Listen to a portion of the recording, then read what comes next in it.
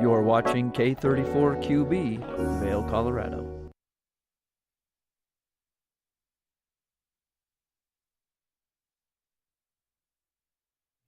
Happy Tuesday, August 22nd. I'm your host, Kimberly Perot. We've got Mark Sassy joining us out on the river. He'll be giving us the fly fishing report. We'll watch CC Zach have an interesting interview with a local author about their book, Powder Days, and then colorful cooking with Tracy. Summer is not over, so you'll be out there grilling some delicious chicken. Good Morning Vail starts now.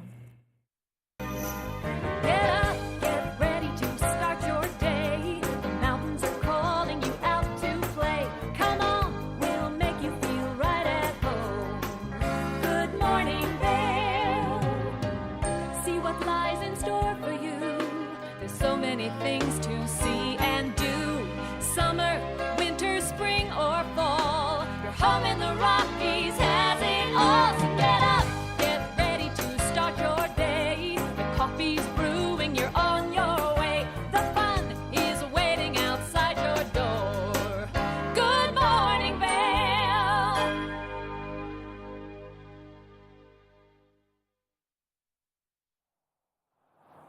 Hey, good morning, everybody down here at Nottingham Lake in Avon, Beaver Creek. Off in the distance, bright blue skies first thing this morning for Tuesday, August the 22nd. Let's take a look at your weather for Tuesday as we make our way into the next to the last week of August. September right around the corner. Evenings are definitely cooler. Daytime highs, though, still pretty warm. Here's a look at your forecast for Tuesday. Then we'll jump ahead and take a look at the rest of the week into the weekend. For today, we're going to see temperatures about 60 degrees around 8 o'clock this morning. A high temperature today in Vail at about 80 degrees. We'll have winds out of the south at 5 to 10 miles per hour.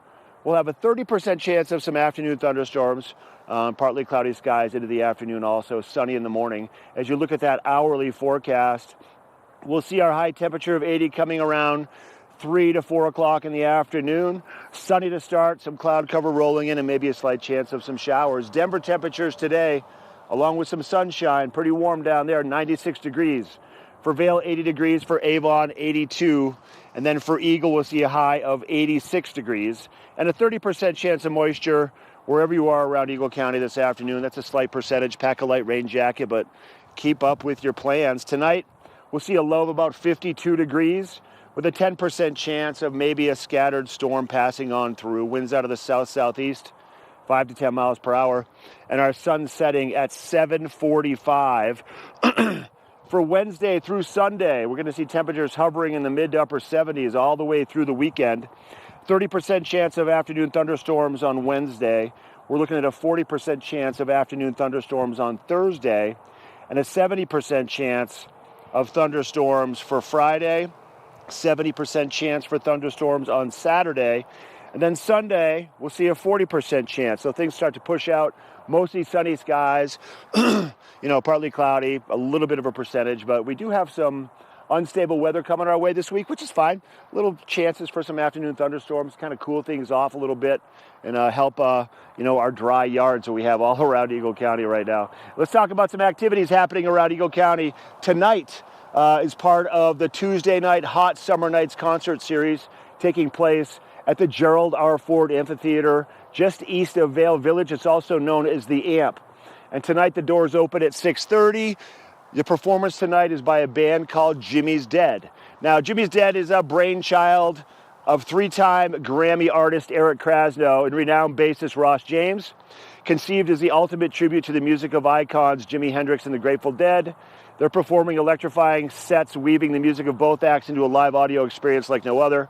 They're doing limited engagements tonight, special one-offs, and conceiving conceptual tributes that so far have, quote-unquote, been melting faces. So that's tonight, free concert, Jimmy's Dead at the Amp. There's also jazz going on, the Vail Jazz Festival. We have yoga. We have the art walks in Vail. Farmers Market this Sunday. Keep that in mind. You can go to discovervail.com for more information. Tomorrow night, right here in Avon, right over at the amphitheater at Nottingham Lake, it's Avon Live, and this is a free concert series also, taking place every Wednesday, come rain or shine. So bring your chairs, bring some beverages, come have a seat on the grass and listen to some live music, rain or shine. That's going to be tomorrow night. I think things get going around 6:30 also for that one. And then right here at Nottingham Lake this weekend, along with Beaver Creek Resort, we've got the 22nd annual Xterra U.S. Championships for triathlon and trail running. And they are going to be spending some time swimming right here in Nottingham Lake. And Beaver Creek also has the yoga that they do Mondays, Wednesdays, and Fridays. They have all kinds of daily activities for the entire family. You can go to beavercreek.com for more information on that. All right, we're going to take a quick break from our Tuesday edition of Good Morning Vail on TV8. When we come back, just like Kim said in the beginning of the show, we're going to check in with our host of Good Day Vail, Cece Zach, going to be talking with the author of Powder Days when we come back. Good morning, Vail. Here at Sun and Ski Sports, we are all about having the best summer adventures. Our full-service bike shop is here to help you get back on the saddle with services ranging from simple tire changes, full bike overhauls, and rentals. If trail running, hiking, or trips to the lake are your thing, our expert staff will fit you in the best performing footwear or clothing. And don't forget about a relaxing day on the water with our stand-up paddleboard rentals. Call Sun and Ski Sports in Avon or Dillon today, or learn more at sunandski.com/CO. Hi, it's Julio from TV8 Vail. Do you ever wonder why our tagline is "There's more for you on 92"? Because we're always bringing you more. More Good Morning Vail from 7 a.m. to 9 a.m. all year long. More local coverage with Vail Vibes and Covered Bridge on TV8. More opportunities to participate with new roundtable panels on mountain perspectives and our new Spanish programming block coming this fall. Find us on Comcast Xfinity Channel 92, on YouTube, or our website at tv8vail.com.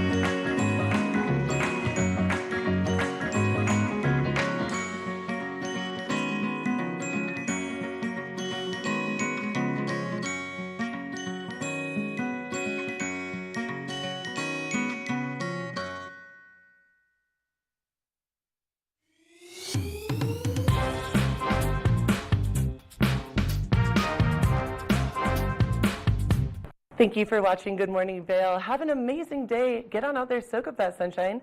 We'll see you tomorrow right here for more Good Morning Vail. Bye, everyone. Hi, I'm Gretchen Bleshaw. You might recognize me from the Glitz and Glam with Gretchen. Maybe you hear my voice on the radio from time to time or see me out at a concert or two. I love concerts. If you see me out, the long mermaid hair, I'm almost 6 foot tall. It's hard to miss. Come and say hi, give me a high five, and make sure to watch me right here on TV8.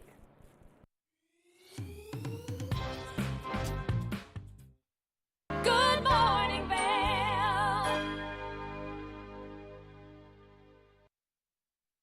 Welcome back to Good Morning Vail. Now I hope you got that cup of coffee because this next segment will be very relaxing. Cece Zach will be having a conversation with the author of the book Powder Days. That's definitely something that we love here in the Eagle Vail area. So let's have a look at Cece's conversation.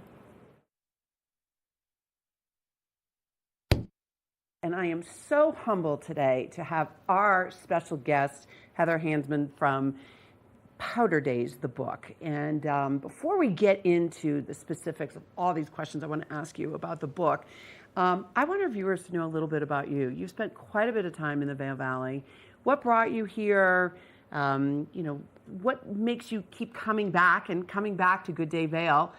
Just tell us a little bit about yourself in the Vail Valley. Sure. Thanks for having me. I actually moved to the Vail Valley, to Avon in particular, when I was 21. I was fresh out of college. I had on the East Coast. And I had this idea that I wanted to live in a ski town that was pretty loose and unformed. And a guy that I didn't know that well, that I worked with during the summers, happened to work guest services at Beaver Creek. And so he said he could get me a job. And so two of my best girlfriends from college and I, sight unseen, drove our cars from Massachusetts to Avon and got jobs working at Beaver Creek and lived in the Tarns and kind of started my sort of journey as a real skier and a person in the ski town kind of started here. So it's really fun to be back. Do you mind if I ask what year that was that you came out here? 2005, 2006. Okay, That so is me dating myself. yeah, so it's about half the age of Beaver Creek. So you were right in the midst of when Beaver Creek was really starting to grow. And you say the Tarns too, and I'm sure the Tarns had been around for a few years as part of employee housing. Is that correct? I think so, yeah. Yeah, it was pretty weathered by that point. Yeah, pretty weathered. As you and I were talking, you had mentioned that you started as in guest services, and you started as a ticket scanner, but you also wore a yellow coat for a period of time. So tell us a little bit about what that was like on the mountain as well. Yeah, I mean, I know that Yellow Jackets get a little bit of flack for their jobs, but it was a really fun job to have because all we had to do was ski. And the year that I was there, they had just started the program, and we had a radar gun that we could play with. A radar gun? So You're kidding me. And I'm sure it was supposed to be to monitor other people's speeds, but we would just take it out and time each other. So that was a really fun time of my life. Well, tell us, what did you top out at? You don't feel like you have to. I don't think I can remember. It wasn't that fast. And, well, as a current ski instructor, I am so grateful to have Yellow Jackets on the mountain, and I'm very happy, actually, that there was a consideration for radar guns. I haven't seen any, don't even know if they have them, but thank you for doing your job back then. But that was clearly the beginning of your thoughts around this fabulous book called Powder Days that you just released last year. Tell us a little bit about what got you inspired to write this. Yeah. So like I said, I moved here kind of right out of college. I ping-ponged around a couple other ski towns, and then I went to journalism school in Boulder. And when I did that, when I kind of moved down to the city and got a real job, I was really thinking about my friends who are still here and who are still in ski towns and were kind of living the dream, the quote-unquote dream. And I watched them kind of grow up and have kids and kind of establish careers and lives in these towns. And there's something really beautiful about it, but there's also some really, really hard parts to the ski bum dream that I think don't always get talked about, whether that's, economic instability or what's happening with the climate. And so that idea of living the dream and what that dream could be and what made it complicated was just something that I was really fascinated by in my own life. I kind of had this, sliding doors fear that maybe I had missed out on something. And as a journalist, it felt like this really interesting question to dig into. Can you be a ski bum? Could you ever? And where did the idea come from? And the interesting thing about a ski bum is that not only are they skiing themselves, but they're providing a service for the community, for their own livelihood. So, what are some of the jobs that these ski bums hold or held? Yeah, I think that a town like Vail, like this valley, like a lot of these Colorado mountain towns are really dependent on the service industry, on the people who work on the mountain, on the people who work in the restaurants and the lodging and the, healthcare services. And I think that when you're somebody who's living in, and I think this was kind of more true 15 years ago before so many people could work remotely, but if you're going to commit to living in this town, you're really a part of this service economy that makes the towns flow. And so what were some of the key findings that you had as it relates to individuals trying to make a living here in these services that actually benefit all of the viewers of this show? Yeah. What are some of those findings that you had? Yeah, it's a tricky question. And I guess for a little background, to do the research and the reporting for the show, or for the book rather, I did basically a big road trip, which was really great. I did a big loop around the western U.S. and popped into all these ski towns to kind of look at what the reality of hardcore skiers looked like. Would you mind naming a few of those as well? Sure, yeah. Areas that you went? I started in Montana. I went through Big Sky and down into Wyoming to Jackson to Sun Valley. Did a loop through Utah, came through the Vail Valley, Summit County, spent a chunk of time in Aspen. So it was like really a big kind of western U.S. I spent a little bit of time on the East Coast too. And in those places, every town has its own identity and its own kind of things it's dealing with. But in a lot of those places, housing was really top of the pile, kind of whether local wages could keep up with affordability, and kind of what the sustainability was of the local community. And as skiing gets more expensive, as real estate gets more expensive, we're in a time of inflation right now. So there's a lot of pressures on, the people who, A, love the sport that we all love, and B, are really supporting the towns that we live in. And it's interesting you using the word sustainability, because in the context of what you just said, it was about sustaining the ski bum and those that service the community. But after reading the book, you also found out some other interesting environmental issues as it relates to sustainability as well. Oh yeah, absolutely. I mean, sustainability as a word applies across the board, I think. And we don't have, even if you take apart the community and the economy and all that, skiing doesn't exist if we don't have snow. So at the most base level, we need to be thinking about protecting the climate. We need to think about carbon reduction if we want skiing as a sport and these places that we live to exist even 10, 15, 20 years in the future. I mean, you look at this winter across the country and it's been really variable, California to New England. And I think that's not changing in a positive direction anytime soon. Well, and I would imagine that some of our viewers don't really know the differences of what we've been seeing with climate, or I should just say the snow in those areas. Could you just tell the viewers, the variability that you've been following in these different areas? Oh yeah, I mean the Sierras has their biggest snowpack in years, and my parents, for instance, live in New Hampshire, and it's been 50 degrees and raining there, so you get kind of the full spectrum of weather. I mean, and climate and weather are not the same thing, but they're very connected.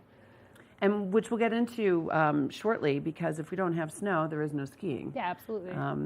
So tell me a little bit about the response to the book. What have been the emotions of those readers that you've had a chance to spend time with? Yeah, it's really, writing a book is so interesting because it happens in your brain and in your computer, and then all of a sudden it's out in the world for people. And for the most part, it's been really positive, and it's been really cool to hear from people who have read it and maybe connected with their personal experience or what they'd wanted to do. There has been I think this is kind of like the tricky thing that skiing as a sport is dealing with right now, but there has been some blowback into the fact that I talked about race and identity and economic inequality, and I think that makes some people really uncomfortable, even though that, who gets to be a skier, who can afford to be a skier, who's welcome in a ski town, I think is some of the most important things that we're thinking about in skiing right now. So tensions are high around some of those tricky social issues. Well, those social issues are at the forefront of everyone's minds these days, but people are so afraid to talk about them. I enjoy seeing what Eagle County is trying to do in some of those areas. Vail Resorts is always looking for ways to try and tell us about how they're trying to help the community. But one of the things that strikes me is that there's the minorities are really growing as a huge part of the population here. And what I see from your book, and if we look at the ski bum as being the person that's servicing us, and they could be minorities in some instances, we've really got to spend time helping them figure out how to live life here with all of us and feeling comfortable about it. Yeah, absolutely. If skiing doesn't reflect what our community actually looks like and what the country actually looks like, then the sport is going to die. I think making it open and inclusive and welcoming and accessible is one of the most, if we want, skiing as a as a sport and as an economy and the archetype of the ski bum to live on, we really need to open the doors and make sure that it's something that's accessible to not just the kind of easy traditional image of the ski bum, which is a, privileged white man. Yeah. So I think that we really have to work on opening the doors. So hold that thought, the privileged white man and the future of skiing. So Good morning, Vail.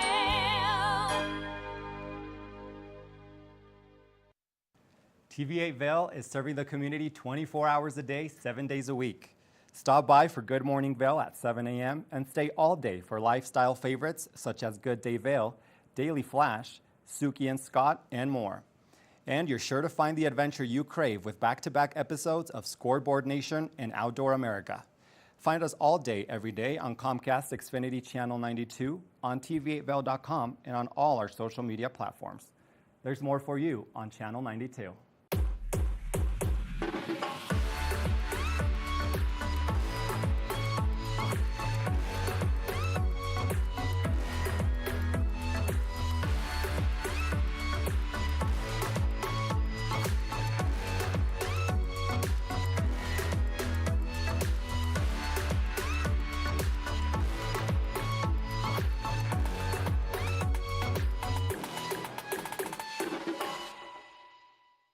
Nap Harvest, your local marketplace for fresh, locally produced products. Our indoor farmers market is open 7 days a week, featuring locally grown organic produce, prepared meals, honey from our Nap Nectar hive, furniture, cutting boards, and much more. We source and sell locally grown and produced products from the Vail and Roaring Fork Valleys. Visit us at our new location in Eagle Ranch, 717 Sylvan Lake Road, next door to Color Coffee Roasters. hi, I'm Cece Zach with Good Day Vail. And if you're looking for something to do in the Valley and you just have come up with no ideas, think about Vail Club 50 and join us for the next episode of Good Day Vail, where we speak with Jimmy Arbor, who is the chairman of the board, as well as Lori Prentice, who's the secretary. Cheers.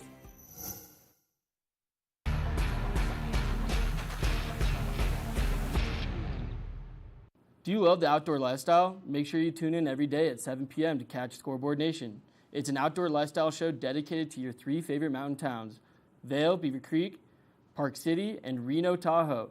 Join us for an incredible venture. Find us on TV8 Vail, Park City Television, or at thescoreboardnation.com. We can't wait to see you there.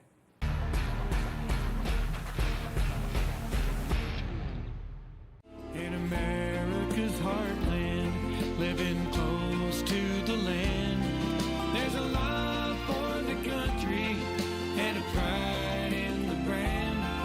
In America's heartland, living close to the land.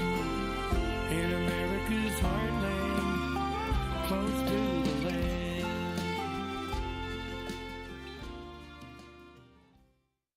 Good morning, Vail.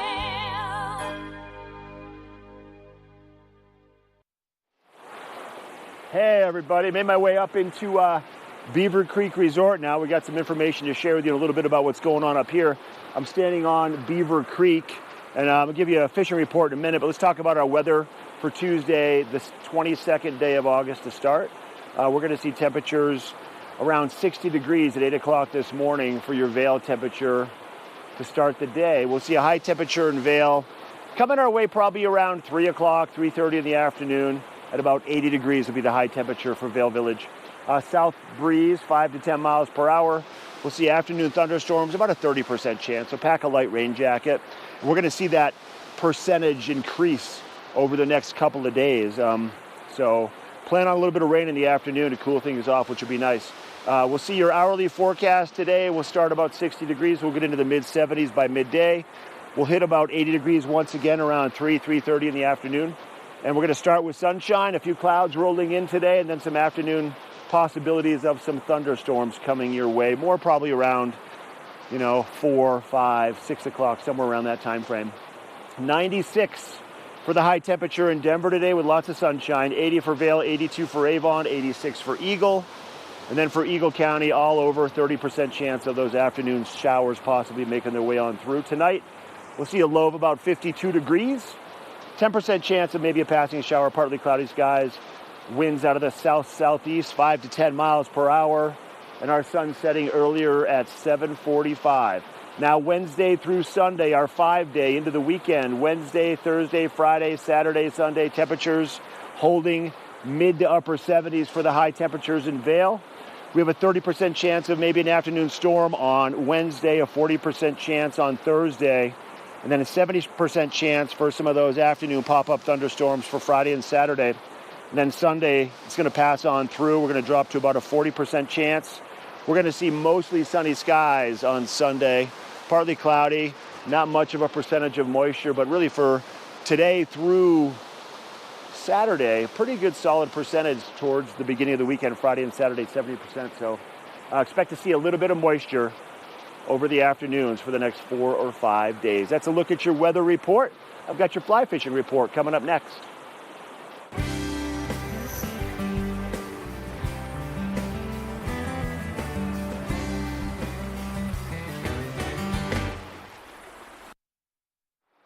All right, now it's time. Let's talk a little bit about fly fishing. Minturn anglers in Minturn, and we do guided fly fishing trips, wade trips and float trips on the Eagle, the Colorado.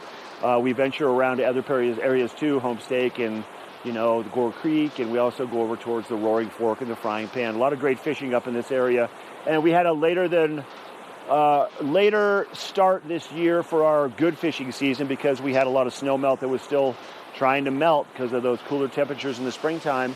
Water levels now have receded to a point where they're accessible. So if you want to do some wade fishing and it's new to you, it's very safe, very easy to get around. Water temps are pretty warm, but they're not dangerously warm, which is a great thing. And another thing I like to mention to people this time of the year, if they've been fishing kind of on and off all summer, is to venture out to some of these little one-off areas that really can create another unique fly fishing experience that you can, add to your tool bag to make you a better fly fisherman all around. And one of those would be this kind of water right here. Now this is Beaver Creek. Now it looks pretty low and it's running slow. Water temps, because it's at a higher elevation, probably still pretty good. But this meets up with the Eagle River just down at Bob the Bridge in Avon. And you can actually access a good part of this creek down low. And it's a lot of fun because you're climbing through the bushes and you're just taking a smaller fly rod, like a little 3-weight or a 2-weight, something short, like maybe 7 feet, and just dropping little dry flies in little pockets like this right here. And there might be one fish in there. There might be one fish over there. And the fish are going to be small. They might be, 3-4 inches, 5-6 inches. But there's something to be said for exploring some of this smaller water. Just kind of mix it up a little bit, and it is a lot of fun. And we can do guided trips on some of this smaller water also. So if you want to experience it, or you're interested in maybe adding another fly rod to your quiver, something on the shorter, lighter side. Most people fish with, let's say, a 9-foot rod in a 5-weight. Venture down a little bit. Go down to like a 8.5-foot 4-weight, or even smaller. Go to a 7.5-foot 3-weight. Maybe look at a fiberglass rod as opposed to a graphite rod, something that's got a little more mellowness to it. A lot of fun. It's a great way to kind of just expand your fly fishing horizons. If you want some more info, let me show you these photos first. Here's a couple photos from one of my guides just the other day. I get a lot of photos from a lot of my guides, and I can't show them all, but they've had some great days on the water, some very happy clients. And if you want to make some spectacular memories while you're here and you want to mix it up, whether you've fished before or not, give us a ring at the shop and we'll get you on a guided fishing trip. You could go for 4 hours, 6 hours, or 8 hours, and it's a lot of fun for the entire family, all right? So that's your fly fishing report. We're going to take a quick break. When we come back, we've got more of our Tuesday edition of Good Morning Vail, and we have more with CC Zach and the author of Powder Days. We'll be right back. Good morning, Vail. Did you know that all Eagle County residents and visitors can get a free Eagle Valley Library District card?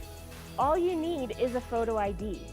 You get our online databases and resources, free music, free streaming, all from wherever you have internet access. Free audiobooks and e-audiobooks straight to your phone. Go into your Eagle Valley Library District branch today and get your library card. Familia, estamos muy emocionados de por fin presentarles nuestro nuevo programa completamente en español, Conexión Latina, que se estrena este lunes 21 de agosto a partir de las 7 de la tarde. Por el momento, el programa se transmitirá los lunes, miércoles y viernes de 7 a 7 y media de la tarde, con una repetición de 7 y media a 8, así que no hay excusas para perdértelo. Te recuerdo que puedes sintonizar nuestra programación a través del canal 92 de Comcast, nuestra página web tva.com y nuestra página de Facebook TVA Conexión Latina. Acompáñanos en esta nueva aventura llena de información y entretenimiento local. No te lo pierdas.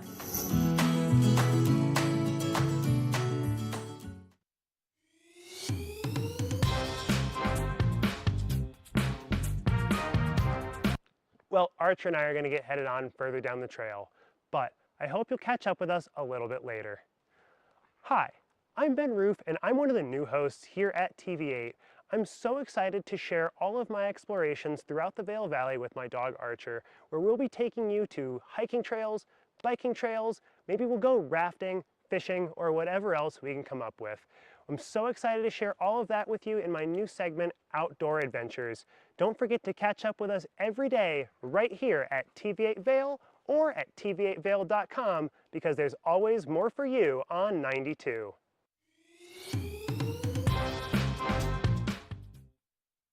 Do you have an interesting hobby or skill you'd like to share for Vail Valley?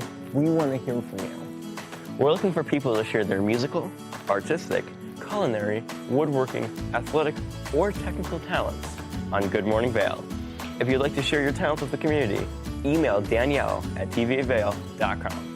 Join the community conversation. There's more for you on 92.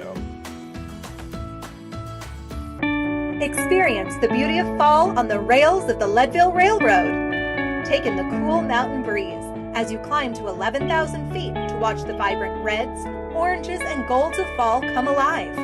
Enjoy delicious hot beverages, learn some history, and relax with family and friends. Even your pets can enjoy a ride on the train. Offering daily trips, the weekend specials sell out fast. To secure your seat, book today at leadvillerailroad.com.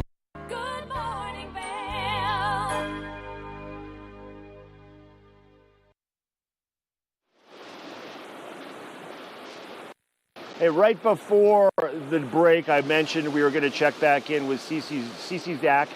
She's our host for Good Day Vail. Earlier in the show, she caught up with the author of Powder Days.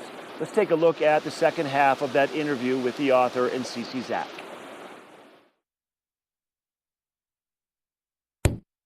The Powder Days episode. I'm thrilled to have Heather Hansman here, the author of the book Powder Days. And when we left our last segment, we were talking about some of her findings as it relates to the emotions that her readers have provoked. And we talked about some of the negative emotions, which we'll get to in a second, but let's talk about some of those positive emotions that readers came to you and say, my God, this is such a great thing. I've learned so much from you. What are some of those things? Yeah, I think part of what I've heard is that there hadn't necessarily been a book like this before that kind of encompassed what it meant to be a skier, that wasn't just a profile of Warren Miller or Lindsey Vonn or somebody who was like a, celebrity, and it's just kind of like a normal person story. And I think that... And I have to say, and thank you for bringing that up, because it really is a normal person story, and I could relate to it so much, and I learned so much. So I didn't mean to interrupt, but it is a normal person story, so thank you for saying that. And I think that, for me, I thought, I spent 4 years thinking about this book, and one of the things I've thought about a lot is why skiing is important, and if it is important, in the grand scheme of things. And I think, what I settled on for me, and what I think that has come up for a lot of people, is that, skiing is something that I do just for joy, just for fun. There's no social pressure. There's no, if I go to ride my bike, sometimes it's for exercise, but skiing is just for joy. And I think that's a really important thing that we maybe don't get in a lot of places. And so I think that's kind of resonated for some people too, that like we need to prioritize being outside and being in community. And I'm happy that you're saying being outside too, because there's probably a lot of viewers that don't necessarily ski anymore, or at least downhill ski. And that's what the book resonated for me. It's not just about skiing, but it's how you can apply it to the mountains and what that brings to us here living in the valley. I mean, we are looking for that joy. Yeah, and there's some really interesting, one of the things that, a book can kind of become a wormhole, it goes all these different ways, but one of the things that I ended up being a bigger piece of the book than I thought was sort of the mental health aspects of skiing and of recreating and why that feels important to people and why certain people are maybe more drawn to, move to Vail or push their bodies. But I think it's really important for our physical and mental health to be outside and be active and be in the environment. So I think there are, sometimes it can feel like, I know for me when I was younger, being a ski bum felt a little bit self-indulgent, but there are some real, physical, biological reasons why it's important for us to do this. Yeah, and you mentioned in the book that sometimes when people do move to the mountains, it's to escape maybe a previous life or previous challenges that they have. And I bring that up because I am very proud of what I'm seeing here in the Valley with Eagle Valley Behavioral Health and others really tackling mental health head on. Because of some of the devastating things that we've seen here. And you mentioned a few of those in the book. So I'm really happy that you brought that up because our viewers need to recognize that this is something that we do need to talk about, we do need to embrace. And matter of fact, I think when we were preparing, I mentioned to you, I was at a restaurant in Avon the other day that they even have a mental health tax in your chit at restaurants now, where we can provide an extra tip, so to speak, or a tax that can be donated towards mental health issues here in the Valley. So thank you for bringing it to the forefront, and thank you for making it a topic that we can talk about. Yeah, I think it's incredibly important to talk about. A lot of, across the Mountain West, a lot of ski towns have incredibly high, disproportionately high suicide rates. Yep. There's a lot of people who are struggling. And I think sometimes the culture around skiing and outdoor sports is that, everything is awesome. You're having the best day ever. And when that's not true, I think it can be really hard. So I think it's really crucial to be talking about this stuff and kind of opening doors. And you bring up culture. So, and you speak a lot about culture in the book. And all of those resort towns that you had mentioned, a lot of them have a lot of consolidation going on, which really reshapes the future culture. Tell me a little bit about your thoughts about the shifts you're seeing in ski resort town cultures. Sure. Yeah, I think, one of the questions and one of the hard parts at the heart of this book is that I think it is becoming harder to make a living as a worker in a ski town. Things are getting more expensive. We have more short-term rentals and second homes. We have people moving in from outside. And I think that if we want these towns to retain their culture and to have a sense of community and a sense of liveliness and also just, people working and thriving in these places, we really need to think about from a community standpoint, from a government standpoint, what it means to kind of hold on to that culture and how do we support, whether it's housing, whether it's transportation, whether it's education, how do we support the people who are in these towns who make the towns work? Because otherwise they kind of become empty shells. Yeah. Well, and thank you for bringing up government because one of the things that I've been following is that the town of Vail has a new strategic plan where I believe it's called the Vail Steward Plan, and they have these 5 pillars to evaluate, not just evaluate, but to be able to make sure they do enough research in certain aspects of the town in order to protect the culture, in order to create the best world-class experience. I can't remember all of them, but it is called the Vail Steward Plan. As a matter of fact, I think it's being reviewed at the end of this month, and whereby they'll put resources again. My point being is that there is a part about the culture, and I see it shifting just in the few years I've been here. And my fear is that the more consolidation that happens, more big enterprise comes in, that the shifting culture is not necessarily a good thing for these resorts. So I wanted to highlight that as a piece to our viewers and to yourself. Yeah, I think it's a really real fear, and it's not coming from nowhere. And I think that point about know what's going on in your local government. One of the things that that's really stuck with me in the book research and thinking about it Anand Chandler, who's the head of sustainability at Aspen, and I apologize for talking about Aspen. Oh, that's okay. That's we all learn from each other. He's somebody who thinks a lot about community development and sustainability and whatever capacity that might be. And he said something to me where he's like, the problem with the idea of the ski bum and historically is that it's anti-citizenship. And you have this idea that like you're sneaking by under the radar and you don't have to pay for things and like you're kind of sticking it to the man.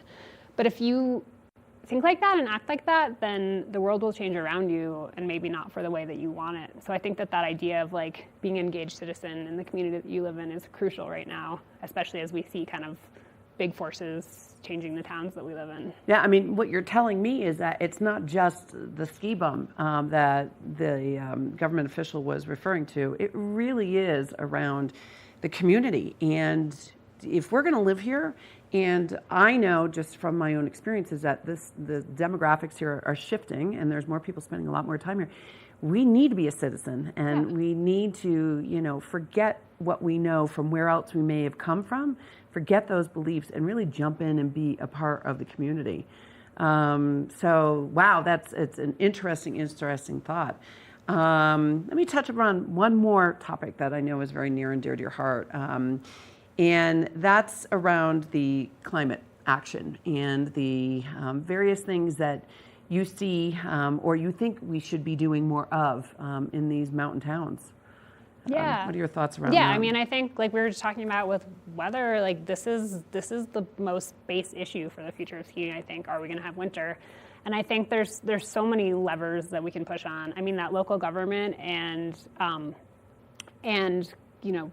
industry in where we live is a huge one. The outdoor industry is a huge economic developer. We have this huge, incredible amount of power that we could leverage in the government that I think isn't being done as much. So I think pushing big businesses to move away from carbon, looking at our elected officials and passing policy to move away from fossil fuels. I think that we have these kind of levers that we can push in towns like Vail that are really important.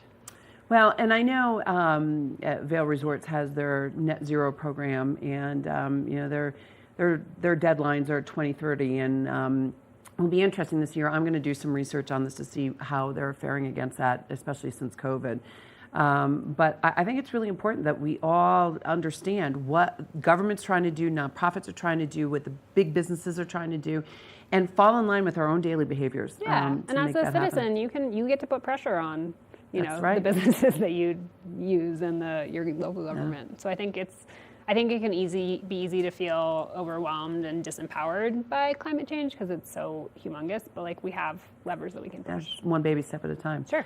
So with that, if you had any thoughts you wanted to leave our viewers, if there was one or two things or a behavior change, what is it that you'd like our viewers to take away from this episode? I mean, I think that idea about finding joy and fun is really important. And I think also that being an engaged citizen in the place that you live. And, if you want a town like Vail or like Avon or Edwards to, continue to be interesting and thriving and full of community, like that's on you. Well, I love that because my favorite quote in the world is by Gandhi, be the change that you want to see in this world.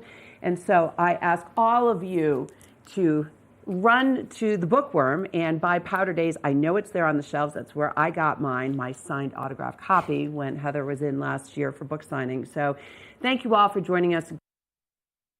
Good morning, Vail.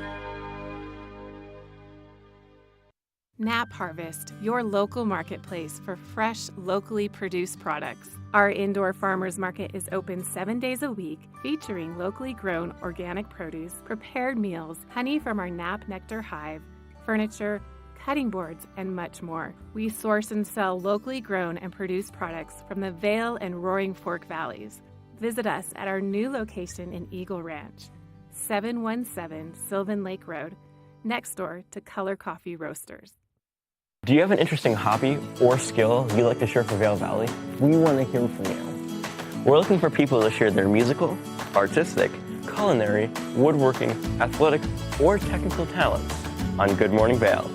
If you'd like to share your talents with the community, email Danielle at tvavail.com. Join the community conversation. There's more for you on 92. Experience the beauty of fall on the rails of the Leadville Railroad. Take in the cool mountain breeze as you climb to 11,000 feet to watch the vibrant reds, oranges, and golds of fall come alive. Enjoy delicious hot beverages, learn some history, and relax with family and friends. Even your pets can enjoy a ride on the train. Offering daily trips, the weekend specials sell out fast. To secure your seat, book today at leadvillerailroad.com. When you're in Vail, you're in vacation mode, and you need a flexible home tour experience that fits into your schedule. We've transformed how you view and buy homes in the Vail Valley. With immersive, cutting-edge technology, you can explore properties 10 times faster. In our lounge, we guide you through this digital world on a 16-foot screen where you can imagine your next home in comparison to your favorite recreational spots. Say goodbye to multi-day home tours and hello to a quick stop between your other plans. That's the power of the immersion theater.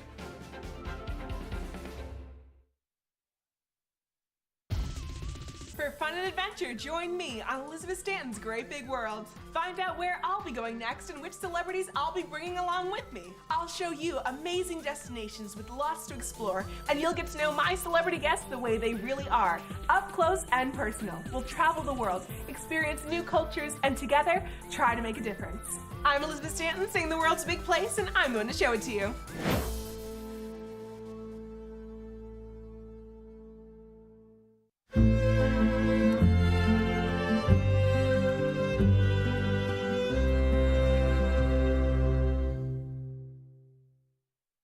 Good morning, Vail.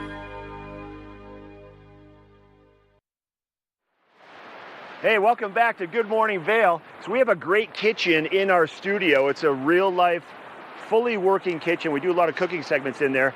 And Tracy Miller, who has been one of our hosts at TVA for a long time, she also is the proprietor of a cooking, she does cooking classes, and she's a professional chef. It's called Colorful Cooking.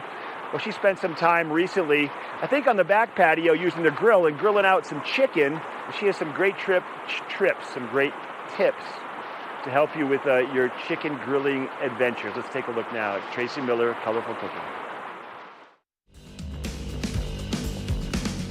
Just drying off my veggies because I did wash them, and I'm going to make a really nice salad today. And if you have a lot of moisture in your salad, then it's going to make the salad dressing and the lettuce kind of get a little bit too wet. So you don't want that. You don't want that last piece of salad bite just to be water. That would be gross, right? So today we are making chicken drumsticks, and we're going out on the grill to do that, and we're going to buffalo style them and then make a salad that is going to be a buffalo style salad as well. So it's like buffalo chicken, but a little bit healthier, and it's something that you can cook outside and have a cool green salad with. So what we have for ingredients today: great green salad, romaine, carrot, celery, green onions, and cucumbers. We've got the chicken legs that we're going to be using today. We have some Frank's hot sauce, and then some blue cheese because we're going to be making a blue cheese dressing to go with our buffalo chicken salad. So first things first, we need to head out to the grill. Grilling is one of my favorite ways to cook. Actually, I love cooking meat, veggies, fruit, everything on the grill. First of all, because you get to be outside, but also it's a pretty healthy way to cook because typically you are not using a lot of oil or a lot of sauces or anything like that. So let's head out to the grill with your chicken thighs, and I'll show you exactly how to prep them and exactly how to cook those. They take about 35 minutes to reach an internal temperature of 185, and they are bone-in chicken legs. So there's a little trick to cooking with bone-in. We'll see you at the grill. The grill is cranking. I've got it preheating at top speed, or the highest it can go. I like to have my grill really, really hot, especially when I put some meat on it. Okay, so today here we have our chicken legs. Oh, almost lost that one. We have our chicken legs. They're nice and juicy right now. So what we want to do is kind of dry them off a little bit. The drier that you get them, the better that skin is going to crisp up. So just kind of dry them up and make sure the skin is kind of like in order and flat across everything. Okay. A lot of times when you dry your meat, like if you're cooking a piece of fish or something and you want to get a little crust on it, it's nice to leave it out in the air or in the fridge without any saran wrap on it, because that saran wrap is going to hold the moisture. But if you want a crispy edge, you really need it to be nice and dry. So here we go. Get that skin over there. A lot of people like to use different kind of marinades and things like that. I take it pretty simple. So all we're going to do right now is cover every piece of chicken with a ton of salt and pepper. And this is a step that I want you to be careful in. With every time that you're doing meat, make sure you're covering that piece of chicken really nicely, because every bite counts. So why not make sure every bite has some nice seasoning? Like I said, my grill is cranking at 400. I am going to put the chicken right on the grill. A lot of folks like to oil their grill up. I just like to have a really hot grill. If you did want to put a little oil on your grill, then you should probably put a vegetable oil, something that can withstand a high heat. And be real careful, because you want to have that oil on your grill when it's hot. So one of my friends was just telling me a little trick that they do when they're oiling their hot grill, is they put a little bit of olive oil in a bowl, and then they cut an onion in half and stick a big fork in half the onion, put that onion in the olive oil, and then rub it all over their grill. I find like it's an unnecessary step, especially when you have something fatty like this chicken with the chicken skin on it, because what's going to happen is that fat is going to kind of lube up the grill a little, and you don't want to be flipping things on your grill when they're not ready. So you want it to be hot enough that it's going to flip nicely. This is going to take a little bit of time. We're going to keep the grill at a very high heat, and we're going to shut it down, and then just about every 5 minutes or so, you're going to flip your chicken over. That's going to make it cook evenly. What happens when you're cooking with meat with the bone in? It's going to take a little bit longer to cook versus just a chicken breast or a boneless chicken thigh or something like that. And you're going to have to start rotating it so that it gets cooked evenly around. So when you're cooking something with the bone in, always make sure you have a lot of space in between your items so that the heat goes up and around everything. Keep it at a nice high heat. We want it like right around 400 degrees or so. A lot of these grill temperatures don't work, so just know you want it hot. And you're going to stand here for 30, 35 minutes. That's about as long as it's going to take to cook these to perfection, which is 185. Then that's going to take us a little bit of time. You'll be able to tell if it's too hot, maybe some of the fat's starting to burn, or you see little fires starting on your chicken, then turn it down a little bit. But basically, keep it cranked pretty much to the top, unless you have one of those super fancy grills. Then think about 400, because if you have a super fancy grill, then that thing works. So keep it at about 400. Every 5 minutes or so, we're going to flip it. So what we're going to do now is just kind of chill right here and show you as we start to flip things. But for what you should do, cover it up, keep it closed, don't keep it open, keep it closed, keep your lid closed, and then every 5 minutes you start to turn that. So we'll be back in about 5-10 minutes and show you the next step, and then we'll kind of keep going every 10 minutes so you can see what ours looks like, but you can do it on your own time too.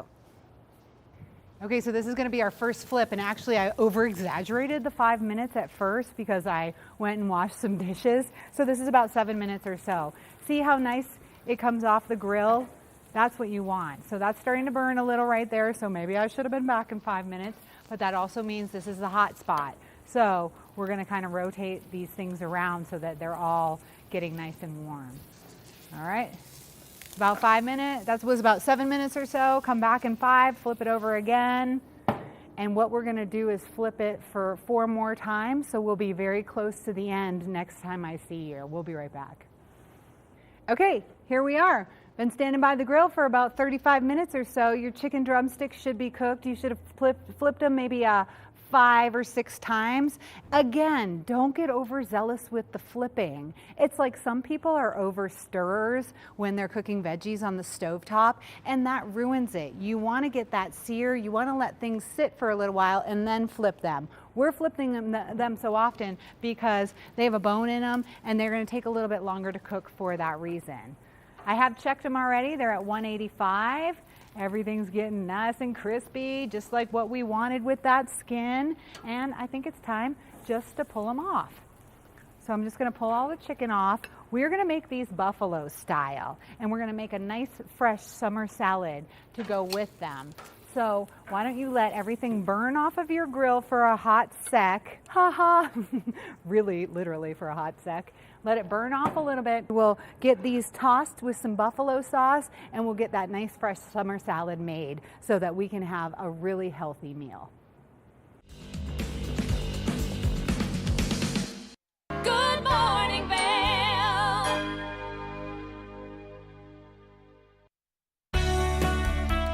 Join us in exploring the everyday lives of community members here in the Vail Valley. Hear their inspiring stories of how they came here, their contributions to our community, and why they chose to call this place home. We want you to be one of our neighbors. If you would like to be featured or nominate someone to be featured, please send an email to danielle@tv8vail.com. We look forward to featuring your story right here on TV8. Welcome to Street Magic.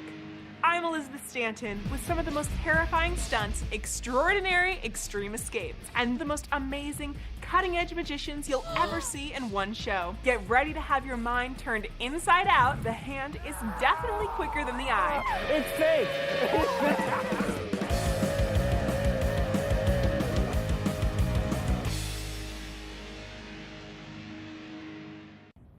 Did you know that all Eagle County residents and visitors can get a free Eagle Valley Library District card? All you need is a photo ID. You get our online databases and resources, free music, free streaming, all from wherever you have internet access. Free audiobooks and e-audiobooks straight to your phone. Go into your Eagle Valley Library District branch today and get your library card. 8-time Emmy-nominated Animal Rescue is a half-hour television series showcasing the heroic efforts of people helping animals. Join host and award-winning journalist Alex Payne and the Animal Rescue camera crew as they travel around the world, capturing dramatic rescues, rehabilitation, and relocation stories. For programming schedule, check your local listings today. Don't miss your favorite episodes of Animal Rescue. When people think of world-class destinations, they're drawn to a place that provides opportunities for fine dining, shopping, superior lodging, exciting events, and unparalleled outdoor activities. Park City, Utah, and Vail, Colorado are renowned destinations for travelers and extraordinary homes for residents. Feature your exceptional products and services in these 2 luxury communities. Advertise with Park City Television and TV8 Vail. Contact us today.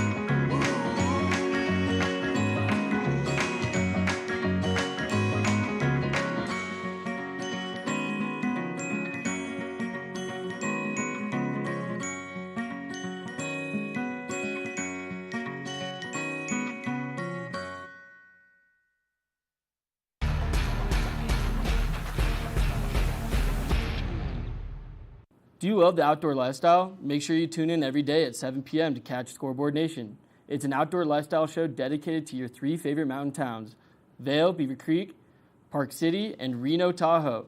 Join us for an incredible venture. Find us on TV8 Vail, Park City Television, or at thescoreboardnation.com. We can't wait to see you there.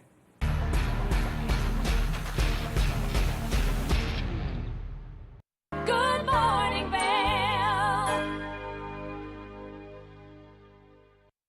You're watching K34QB, Vail, Colorado.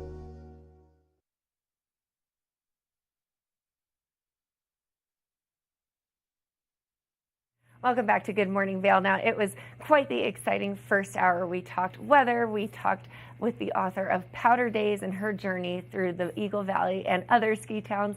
So much more. But in this second hour, we've got exciting things happening where we'll be talking with the star and the executive producer of the new Coming of Age series, God Family Football. So that's going to be an exciting one. We'll be looking at Claire Noble will be here in studio, and then we'll be talking to our very own Julio Garcia about the launch of our new Spanish programming. So stay tuned. Hour 2 of Good Morning Vail starts now.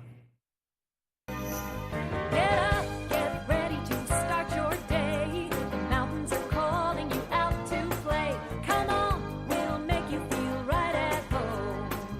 Good morning, Vail. See what lies in store for you. There's so many things to see and do.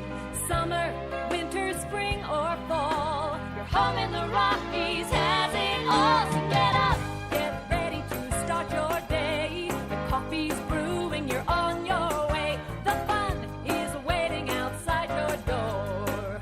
Good morning, Vail.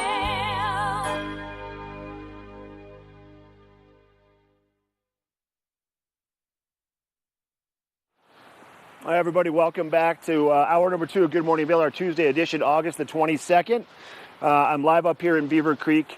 I am actually at the core of Beaver Creek, which is where the ice rink is. I'll give you a quick little look around. You can see what they have going on out here in the summertime. And this is where they do yoga. I think it's at 9 o'clock every Monday, Wednesday, and Friday. Free yoga in the core right here in the heart of Beaver Creek Village. And just below this ice rink is the Villar Performing Arts Center. I'm going to talk about that after we take a look at your weather report for the day. We are going to see mostly sunny skies all day long. More cloud cover into the afternoon, and maybe about a 30% chance of a pop-up shower. We're going to see temperatures for Vail, high temperature of about 80 degrees. They'd be very similar, same weather that you would find right here in Beaver Creek around 3 to 4 o'clock in the afternoon. As you look at that hourly forecast, you can see temps starting in the 60s, getting into the mid to upper 70s by noontime. And we'll top off 80 degrees about 3:30, 4 o'clock in the afternoon, dropping into about 70 degrees around 8 o'clock tonight. 96 in Denver today, everybody. Pretty warm along the Front Range and sunny. We've got a 30% chance of an afternoon thunderstorm for Vail, Avon, and also for Eagle. We'll see temps for Vail 80, 82 for high in Avon, 86 for high temperature down in Eagle. Tonight, sun setting at 7:45.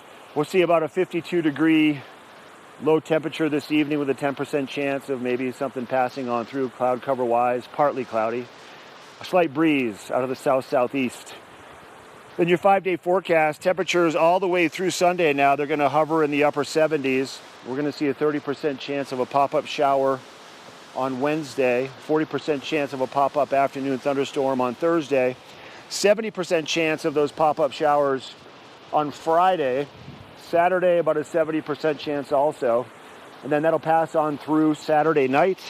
And then once we get into Sunday, we'll see that high of 78 degrees in Vail with a 40% chance. Mostly sunny skies, a few clouds here and there, but that moisture will pass on through. But for the next 4 or 5 days, there is some moisture in the forecast. Just pack a light rain jacket, but don't let it deter you from any of your plans. Just go out and have a good old day, whether you're going for a hike, whether you're going to go fly fishing, going to go play some golf, go for a bike ride. Just embrace what's going on here in Eagle County, in Beaver Creek, and Vail, and Avon, and Edwards, all the surrounding areas, because summer is still in full swing. I did notice, I looked it up today, as of today, we have 81 days until Vail is predicting to open for the 23-24 ski season, November the 10th. I mean, that could obviously shift, but as of now, it's 81 days away. A couple days ago, I had the opportunity, the sad opportunity, the bittersweet opportunity, drove my son to South Carolina, where we dropped him off. He's going down to school at Clemson University. And my wife flew down. I picked her up at the airport. And then we spent a few days with my son, getting him all set up in his dorm room and, you know, doing all the usual stuff that parents do for their college-age monkeys. And then we were about to depart at the airport. I'm going to show you this photo right now because it is pretty funny. My son is just kind of ready to kind of just launch and go and do his own thing. And my wife, being the wonderful mom that she is, had a hard time getting away, so I had to peel her away. Obviously that's staged, but it was still pretty funny because that is kind of in a nutshell how it feels. I want to mention, aside from that, what's going on. I did mention the Villar Performing Arts Center, which is located right here underneath the Black Family Ice Rink. I'm going to take a ride down the escalator right now, bring you to the front doors of the Villar Performing Arts Center. So the Villar Performing Arts Center, 530 plus seats of this intimate environment. They do everything from symphonies to ballets to magic shows to performances for the kids to kind of off-Broadway shows. But coming up this Friday, KT Tunstall will be performing at the Villar Performing Arts Center. Here's your entrance into the Villar Performing Arts Center right here. And if you want to find out more, villarpac.org. We also have Keb Mo. Keb Mo will be wrapping up the full-on summer performances on September the 7th. Then after that, it goes into the underground sound. So it's sweet deals for locals to listen to some fun new music. So September the 21st, October the 14th, October the 21st. We have Foy Vance. We have Alfred Rodriguez and Richard Bona in trio. And we also have Darling Side, the 2023 tour. So it's a great way to kind of experience some new up-and-coming artists at great prices right here at the Villar Performing Arts Center. Well worth checking out. Once again, KT Tunstall this Friday. We have Keb Mo performing on September the 7th. In a spectacular place. All right, we got more of the show coming up. We'll be right back. Good morning, Vail. Nap Harvest, your local marketplace for fresh, locally produced products. Our indoor farmers market is open 7 days a week, featuring locally grown organic produce, prepared meals, honey from our Nap Nectar hive, furniture, cutting boards, and much more. We source and sell locally grown and produced products from the Vail and Roaring Fork Valleys. Visit us at our new location in Eagle Ranch, 717 Sylvan Lake Road, next door to Color Coffee Roasters. Do you have an interesting hobby or skill you'd like to share for Vail Valley? We want to hear from you. We're looking for people to share their musical, artistic, culinary, woodworking, athletic, or technical talents on Good Morning Vail. If you'd like to share your talents with the community, email Danielle at tvavail.com. Join the community conversation. There's more for you on 92. Did you know that all Eagle County residents and visitors can get a free Eagle Valley Library District card? All you need is a photo ID. You get our online databases and resources, free music, free streaming, all from wherever you have internet access. Free audiobooks and e-audiobooks straight to your phone. Go into your Eagle Valley Library District branch today and get your library card.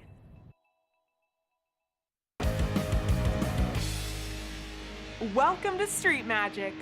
I'm Elizabeth Stanton with some of the most terrifying stunts, extraordinary extreme escapes, and the most amazing cutting-edge magicians you'll ever see in one show. Get ready to have your mind turned inside out. The hand is definitely quicker than the eye. It's fake!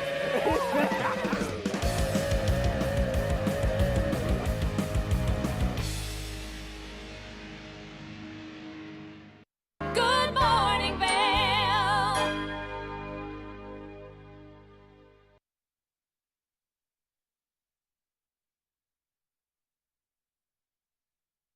Welcome back to Good Morning Vail. Now, I am so honored and excited to have our next guest joining us because these are three pillars that I grew up with: God, family, and football. The new coming-of-age docu-series created by executive producer Aaron Benward and coach Denny Duran. Gentlemen, thank you so much for joining me this morning. Thank you for having us, Kim. So I am thrilled with this docu-series. I watched the trailer. It looks like it's just got all of the things that really just embody good American values. Now, Aaron, tell us, what was your inspiration behind this docu-series?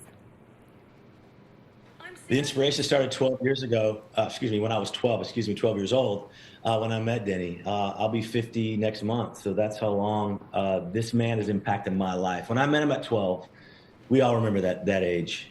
Single-handedly wanted to be like him. And throughout the course of my life of being a husband and a father, an entrepreneur, I've oftentimes thought to myself, well, what would Denny do in this situation when I would find myself in a situation for a choice? And man, we were talking in 2020.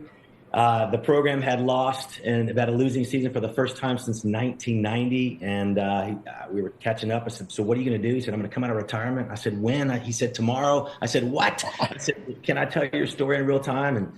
And so we began the process, and then Freebie saw it and wanted to be a part of the journey, man. And we cannot wait for the world to see Evangel Christian Academy and the culture, but also for me personally for the world to meet my hero, Denny Duran.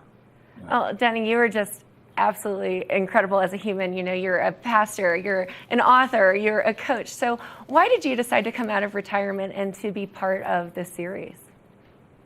Well, two reasons, Kim. Number one is that for the first time at our little private school, we lost 68 upperclassmen, at 30-something one year and 30-something the next, and we were reduced to playing with 8th and 9th graders, which meant we were starting over. And I found that irresistible. My first two stints as a head coach at Evangel University was a startup where I started that program in 1977, and then Evangel Christian Academy in 1989 started that program. So this was a startup. I couldn't resist it. But then the second and the most important reason was I felt like God was going to allow me just one more time to be able to have an impact on a group of young men. And young men are in desperate need of role models, and coaches are so influential in the lives of the young men that they influence and coach on a daily basis. And I just wanted to come back and do that one more time. Well, I think it's just absolutely amazing that you've done that. So talk to me a bit more, Denny, about what this looked like for you. Now you're coaching and you have cameras watching you and following you around in your every move. Did you feel that it changed how you coached the athletes and how they responded to you as well? You know, we just forgot that they were even there. They became a part of the family. They assimilated themselves into our culture. And I just can't say enough about Aaron Benward and the way that he handled the whole thing. Because I can tell you that if you hadn't had a guy like that, it could have been disruptive. But it never was. In fact, now Aaron has established relationships with our kids. They get calls from him. They get texts from him. He encourages them. He finds out they're going through a tough time, and he'll also insert himself into the process of encouraging those boys. And it couldn't be better. God Family Football and their entire staff and all Amazon people, everybody has added to, not taken away from our time of preparation. Wonderful. Now, Aaron, what do you hope viewers gain from this series? I know just from watching the trailer that it's just very inspirational for me, but what are you personally hoping that they can gain from it?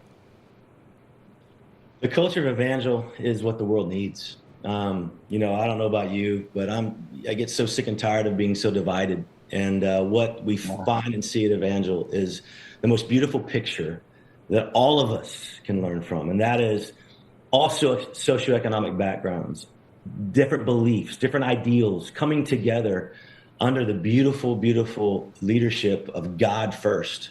And when you do that, you begin to realize that, my goodness, they can go through hard times, and yet there's ways to get through the end. There's healing, there's forgiveness, there's mercy, there's grace, there's love, there's joy. So everything about this show is counterculture to a lot of the things you see out there, because they have worked and begin to instill that consistently. It's not just the students, it's teachers, it's coaches, it's families. And coming in with a crew of people to begin to film that, they literally 100% of the time, I'm not even exaggerating, 100% of the time gave us full access to it. Because look, man, the world needs love, and love is at Evangel Christian Academy.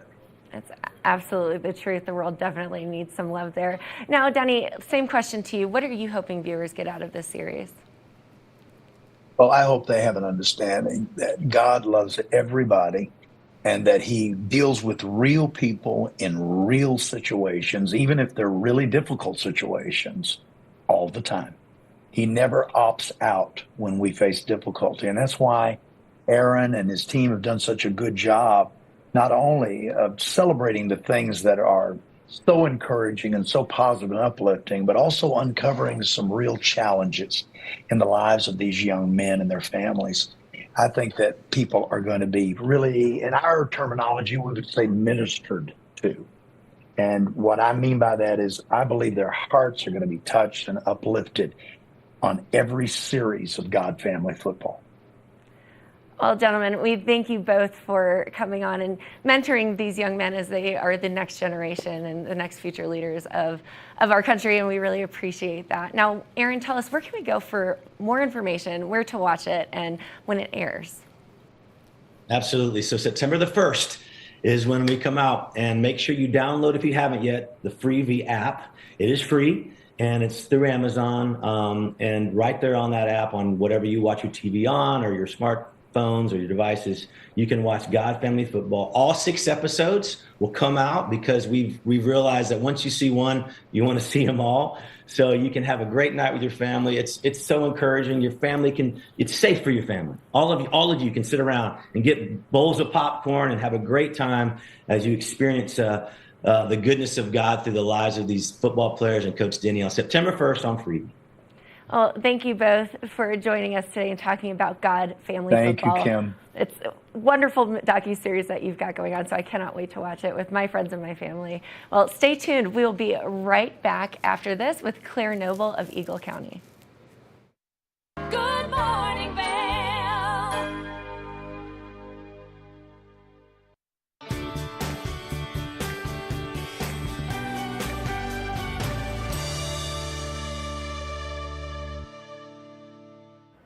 Welcome to the TV8 Visitors Bureau. I'm one of your hosts, Maddie Evans. Now we've got a really cool new concept taking place here in the town of Avon, Eaglevale, and Vail.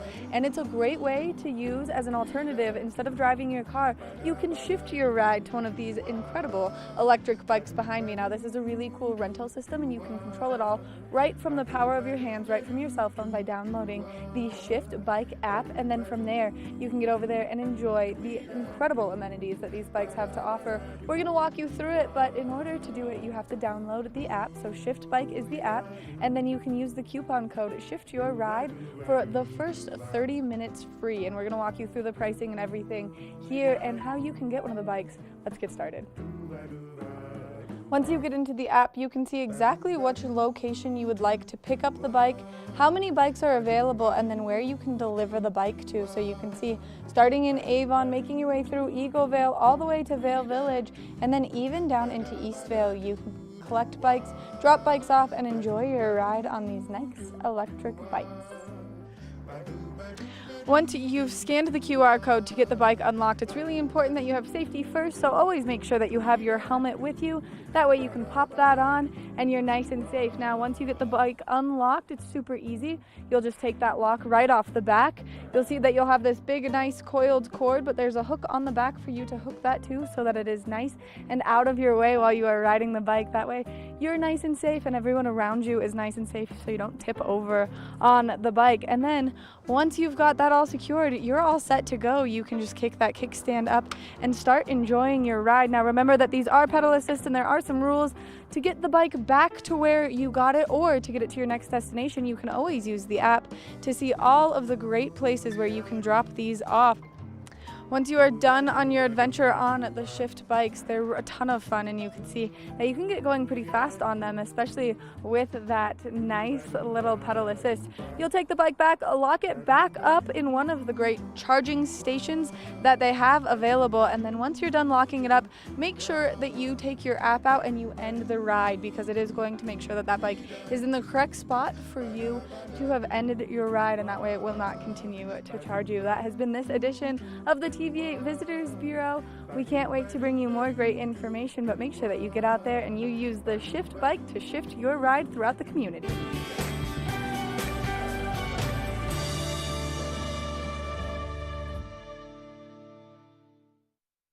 Good morning, Vail. And we're back on Good Morning Vail. Now, as always, we love having Claire Noble joining us. She is knowledgeable on all things Eagle County and much more. So Claire, how are you this morning? I'm doing great, Kimberly. How are you? I'm doing great. Now, you are Public Relations Manager for Eagle County, which means you cover so many different things, as well as a Public Information Officer. Yeah. So what are we talking about today? Well, going out this morning at 9 o'clock is a news release about our Master Gardener program. So where are you on the green thumb, brown thumb spectrum? I am, if green is very new, I'm very new. No, green is good, so I'm on the brown side. Oh, okay, yeah, I'm on the brown dead side. Yep. My excuse is I grew up in the desert. I don't know anything about plants because I never saw plants. I saw cacti and dirt. Just have to give them water once and they're good. So this is a CSU extension program, Colorado State University, and it is the Colorado Master Gardener program. So anyone who's interested can go to coloradomastergardener.org to find out more information. The applications are due by September 15th, and it's a long program. It runs throughout the winter. It starts in October, runs through March. A lot of it is online, so it's really accessible to anyone. There are 4 optional labs where you can go in person, and that would be great if you can do that, because then you meet the other people who are going through the program with you. You meet some of the instructors as well, and they're really going to go in depth about Colorado climate, soils, plants, insects, all things you need to know to be more of a green thumb person. Well, that's definitely something I should be interested in. Now, in regard to that, you don't have to have any experience at all, do you? No, you just have to have a desire to learn, and in particular in this area, in gardening. Well, I think wintertime is a great way to learn how to prepare for next spring so we can continue to No, you're pollinate right. the That's a area. great point. The timing is wonderful because the program wraps up in March of 2024, and there's no charge for the program. So if you want to, really up your gardening game, there's so many people in this valley who have amazing gardens. I see a lot of raised beds over in Eagle where people are growing a lot of food. I see a lot of flowers. There's a lot of people who are obviously into it and more on the green thumb side than I am. I think that's just a wonderful program that Colorado State is offering. So outside of that, we have more happening. There is a groundbreaking happening. We do. We have a groundbreaking. So this is many years, really decades in the making, and that's the Eagle Valley Trail. So it's a 63-mile trail. It's a kind of a recreation trail for people running, walking, riding their bikes, and we're getting down to the very end of getting the last few segments built.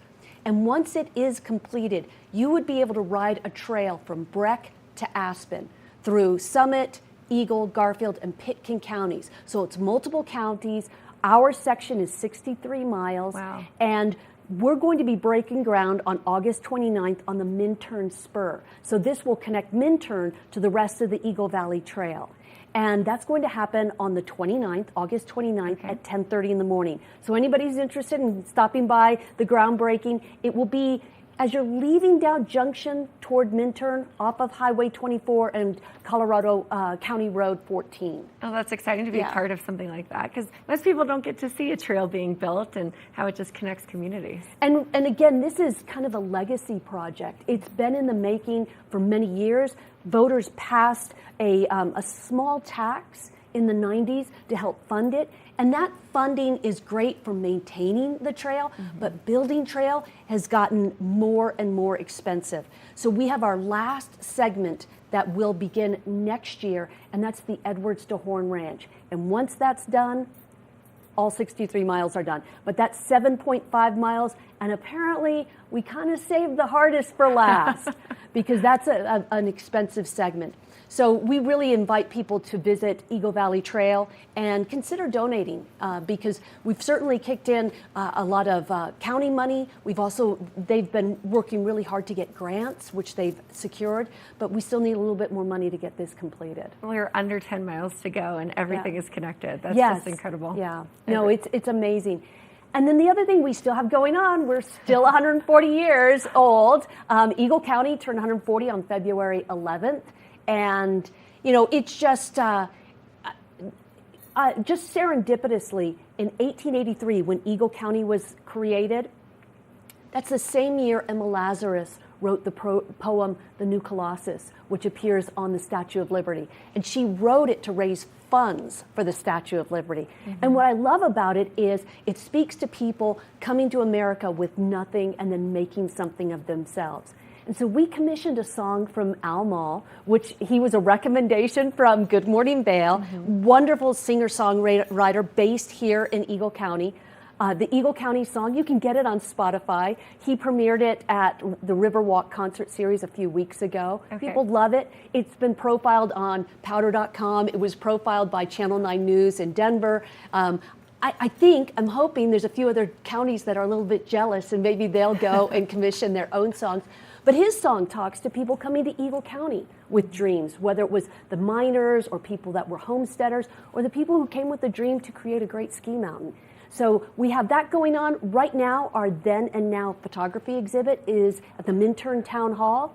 Next month, we're going to move it over to the Gypsum Public Library. And then also next month, we have another one of our historical speakers. Randy Samuelson Brown. She's a historian, focuses on the West. She's written a number of books.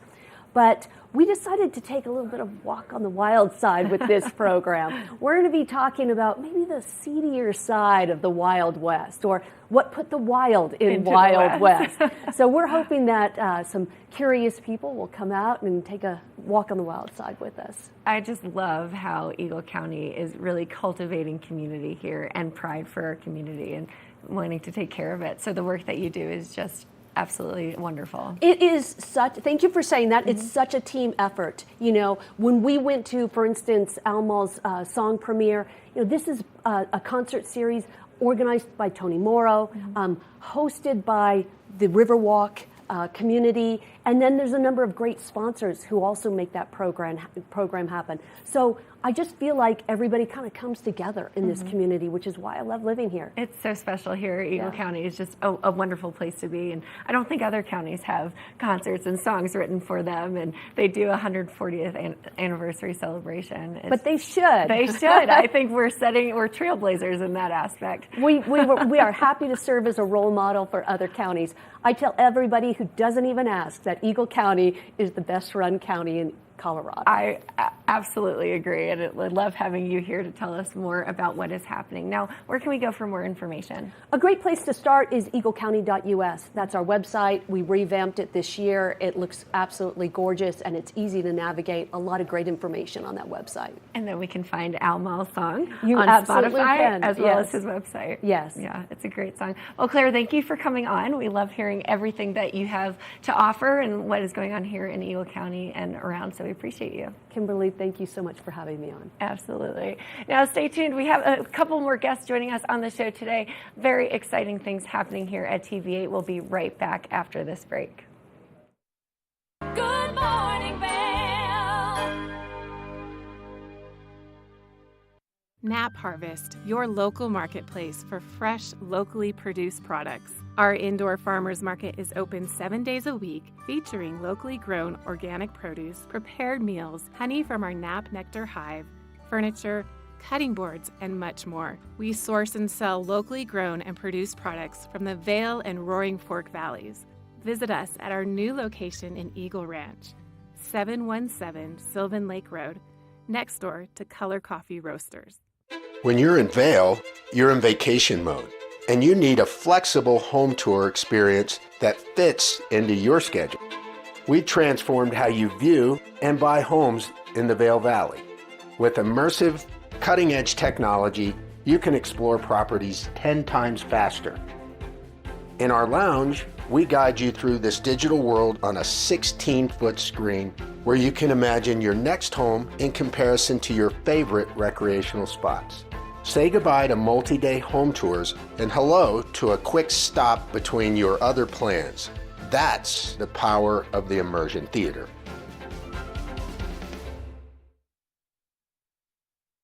Good morning, Vail.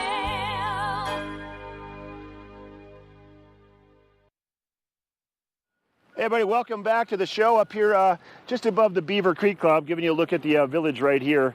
Beaver Creek Village, there's Centennial Lift number 6, spinning. Going to take people up to Spruce Saddle to go up and have some snacks and hike around up on top of the mountain, or halfway up the mountain anyways. Let's take a look at your weather for the day for Tuesday, August the 22nd. We'll see a high temperature for Vail today, and also probably the Beaver Creek area, about 80 degrees. We've got a 30% chance of maybe a passing shower in the afternoon. As you look at that hourly forecast, you'll see those temps midday getting into the upper 70s, hitting 80 degrees around probably 3 o'clock, 4 o'clock in the afternoon, and maybe a few more cloud coverage rolling in the afternoon also. Denver temperatures today, 96. Lots of sunshine, 80 for Vail, 82 for Avon, 86 for Eagle, with a 30% chance around Eagle County. Tonight, our evening low, about 52 degrees.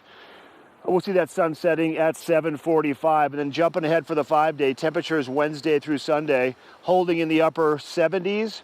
30% chance of some showers on Wednesday, 40% on Thursday, 70% for Friday and Saturday, and then back to 40% chance for Sunday. So a little moisture in the forecast every afternoon. Not much. Don't let it deter you from plans. Go outside and go have some fun. I'm up here just above the base, and I'm taking a look at the final pitch here of Centennial, which is one of my favorite places on the mountain for good fall line vertical right there. They're installing new snowmaking lines right now, as you can see. I don't know if you can see that up there, but that's what they're doing right now. They're getting ready. They're planning to open as of now. Their target date for Beaver Creek is November the 22nd, so about a week and a half later than Vail. But things just continue, during the summertime to get prepped and ready for winter time. It's not that far away, believe it or not. 81 days for Vail to open as of today. All right, so we did some grilling with Tracy, chicken grilling on the patio earlier in the show in the 7 o'clock hour. Let's take it back to Tracy now and find out the process, the finalizing process of that chicken and how it turns out on TV8. All right, I'm just coarsely chopping up the celery and the carrots. And every time you order buffalo chicken wings, what do you get with it? Celery and carrots. So I thought, hey, why not enjoy those with our salad today? Plus, I'm a huge carrot fan, and they are so delicious and in season right now. I love celery as well, but celery happens to be one of the dirty dozen. Do you know what that is? That is 12 different veggies that you should really buy organic, because what happens is celery has a lot of water in it, so any of the nutrients that are going into the soil, they're going into your celery as well. Things with like a thick skin, like an avocado or a banana, you can typically buy those conventional if you want, but the thin-skinned veggies, fruits, you really want to buy those organic, and celery happens to be one of them. Okay, so I have celery and cucumber, and I actually have a conventional cucumber, so I did peel it, because when you get the English cucumbers and they come in the plastic, those are pretty nice and their peel isn't that bitter, so you can enjoy those, but the conventional ones, you just kind of want to peel, because they do put like a waxy film on that. Okay, so we have our veggies all chopped up. We have our romaine. And then we have our chicken. In order to make this buffalo, and I'm going to tell you what, I have tried to make my own hot sauces millions of times, and I love a buffalo chicken salad. I actually love chicken wings as well. Try not to eat them that much because they are higher in fat, especially since we kept the skin on. But what I try to do is just try to make it as healthy as possible. That's why we're siding it with a salad, and we're using the bigger chicken legs too, so you're going to get more meat under there, and that's going to be a dark meat, so it's going to have more flavor, it's going to have more fat. Okay, so what we're going to do now is take a bowl and get your Frank's Red Hot. I'll tell you what, like I said, I've tried many different hot sauces, and I have tried to make my own, and this one really It's a favorite. It's a favorite of mine, and it's easy. And sometimes you just have to take those easy steps. You're definitely going to get like a little more sodium and preservatives and something like this, but it lasts, so you can keep this in your cabinet and use it for other things. And it has a really, really nice flavor. So what we do now is we coat those in the bowl and just make sure you're covering them. If I had another set of gloves, I would probably just use my hands for this, but I feel like they're kind of far away, so I'm not going to go get them. Okay, so we're going to let those sit right there for a minute and get our salad going. I'm going to put the salad right on the plate that I had the chicken on because, first of all, if there were some nice flavors, like some juices on there, that would make everything taste really, really good.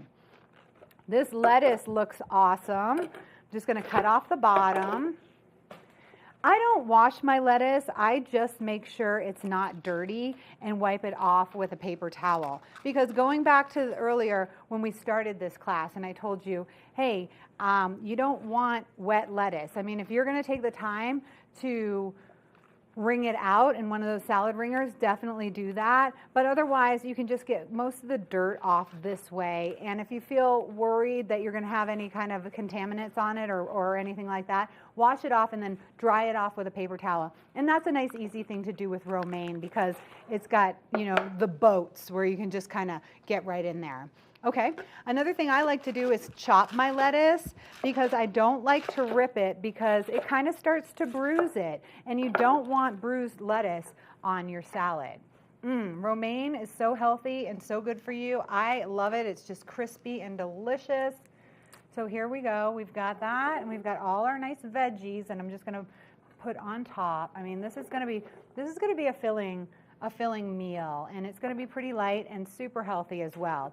I read one time, carrots happen to be one of my favorite foods no matter what, always have been, but I read one time, nobody ever got fat from eating a carrot stick. So pile it up with those carrot sticks because they're going to be nice and delicious and good for you. I'm just going to chop a little bit of green onion right now. And you can use the whites and the greens depending on how much you want. This is nice because these spring onions are so good during the spring and they're so good all through the summer. Actually, I use these quite a bit even in the winter because they're just a little more mild than some other onions are. Okay, so we're going to put those on the top at the end, but right now we are going to make our salad dressing. And what I noticed is that I didn't bring a jar. A lot of times I like to make a salad dressing with a jar. So I'm here in the studio and we have a nice wine glass and a plastic fork, so we are going to work with what we have here. Here is how you make salad dressing. Basically, you start with some olive oil. So I'm going to put in 1 part olive oil. And then you have an olive oil and something acidic. So we're going to use about a half a part, and all these measurements are in your recipe book, of white wine vinegar. We are going to use ample salt and pepper because this is what's giving us its flavor, although I'm going to sprinkle a little on the salad. And then we are going to use a bunch of blue cheese. We can sprinkle a little bit of the blue cheese right here on the salad as well. You could use feta if you wanted to too. So finish that up right there and then just stir it up really nicely. Seriously, it's that simple, my friends. That is our blue cheese vinaigrette. Look how delicious it looks. Okay, so we've got that nice and kind of stirred up. You can put it in your blender too if you really like your blue cheese chunks to be kind of not so chunky. Okay, so now we have our salad. I'm going to bring it right up here nice and close. I feel like I'm having a glass of wine with my summer salad. I kind of wish I was doing that. All right. Let's get our chicken and make sure it's nice and covered with that Frank sauce. And we're going to put just a couple pieces right here on top. Let me get one of those. So it's going to be a messy one. If you're taking this on a picnic or out onto your patio, make sure you have a lot of paper towels. Now I'm going to sprinkle it with a little bit of green onion. I don't know why, I just feel like I always have to have green onion on my chicken legs. Don't forget, those are at 185 for temperature. We've got our really light sauce, and we're just going to pour that right on top. right on So like I said, this can be enjoyed when it's nice and when it's warm outside and you want to have things at room temperature. You can always bring this for a picnic. Just make sure you put your chicken in a cooler and keep it cool and don't let it get to a weird temperature. But you can really enjoy it when it's at a room temperature. So if you did want to take this on a picnic, it would be a nice healthy meal for you. That chicken skin is not going to be the healthiest part, of course, but the meat in there is going to give you a lot of protein, and the salad is plentiful and fresh. And this is what we made today. I hope you got some good grilling tips. Grilling with a bone, you just have to keep on flipping it, keep flipping it. You can also bake your chicken thighs if you want to, or your chicken legs if you want to. You would just put them in the oven at 400 degrees, and again, you'd be flipping them and rotating them every 5 to 7 minutes or so. Good morning, Vail.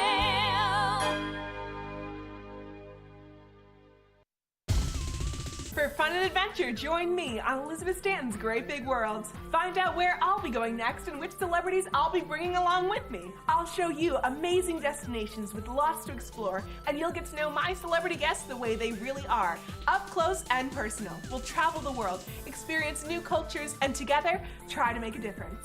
I'm Elizabeth Stanton, saying the world's a big place, and I'm going to show it to you.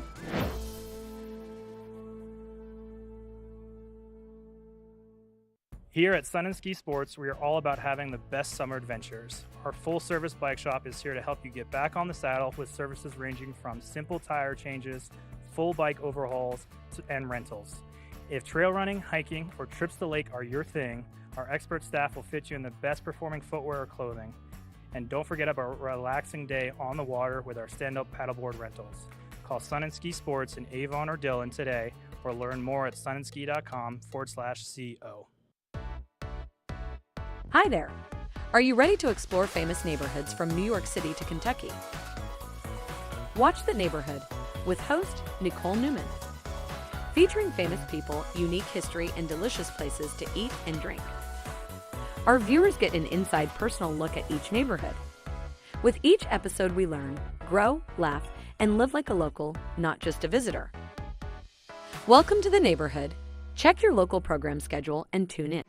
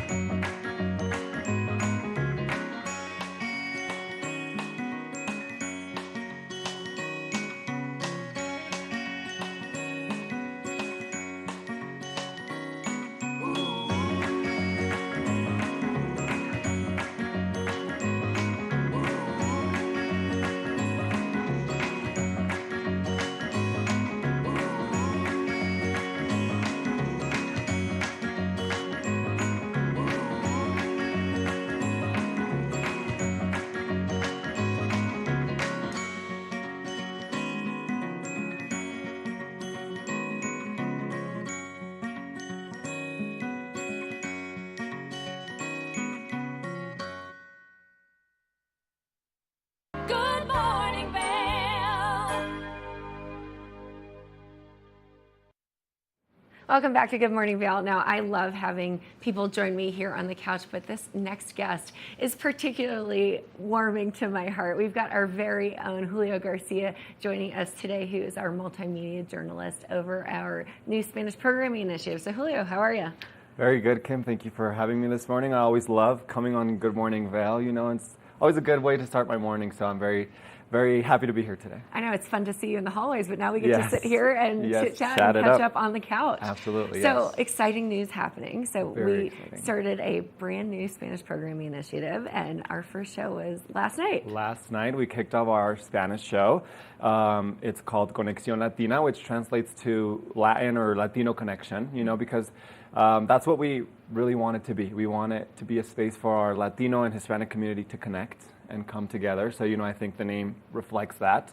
So we kicked it off last night at 7 p.m. and it was just so great to see the entire community, joining and coming together and supporting since day one, really. And just last night, I was going through my phone. My phone was just blowing up with notifications on our Facebook page, and people were sharing and commenting. And my family members were texting me on our WhatsApp group. It was just so nice to see it all kind of finally come together. I love that. Now, speaking of community, we hosted a community event here in July. Yes. And so that was really interesting because members were able to say what they wanted to see. And how did that influence the show? Oh, 100%. I think from the beginning, Danielle and I really wanted the community to be involved in helping create this and helping shape what the show was going to look like, because at the end of the day, we want it to be something that the community would enjoy watching, and that would be relevant to our local lives here in the Valley.